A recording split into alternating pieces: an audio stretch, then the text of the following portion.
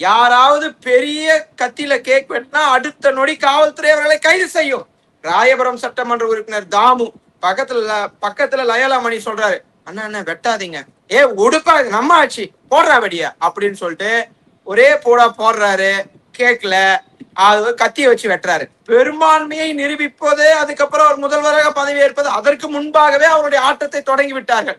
இப்போது எனக்கு கிடைக்கப்பட்டிருக்கிற செய்தி, சற்று முன்பாக அமைச்சராக இருக்கக்கூடிய ராஜ்மோகன் அவர்கள் அரசு வேலை வாங்கி தருவதாக 10 லட்சத்தை ஏமாற்றி இருக்கிறார் என்று நாகர்கோயிலுடைய மாவட்ட ஆட்சியருடைய அலுவலகத்துல புகார் அளிக்கப்பட்டிருக்கிறது.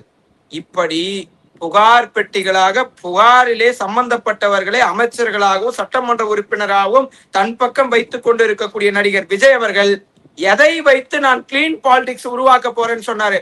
This is dirty politics. எங்கள் தலைவர் இன்னைக்கு சொல்லி இருக்கிறார், டர்ட்டி பாலிடிக்ஸை இன்றைக்கு முன்னெடுத்து இருக்கிறார் விஜய் என்று. அப்போது விஜயோடைய நோக்கம் தெளிவாக தெரிகிறது.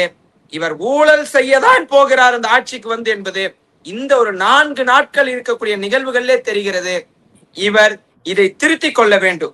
நான் இதுக்கு முன்பாக சொன்னேன், இவர் தாவேகா தலைவராக இருந்தா எனக்கு பிரச்சனை இல்லை, அவர் என்னன்னா செஞ்சுட்டு போட்டோம், குற்றம் சாட்டப்பட்டவர்கள் எப்படியா தண்டிக்கப்படும். ஆனால் is a chief minister of Tamil Nadu.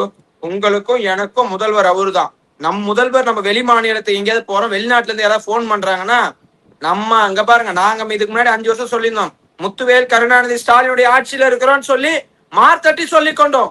ஆனா இன்னைக்கு ஒரு செய்யற செயலை பார்த்தா வெளியே போய் எங்களை ஆள்வது விஜய்னு எங்களால சொல்ல முடியாது.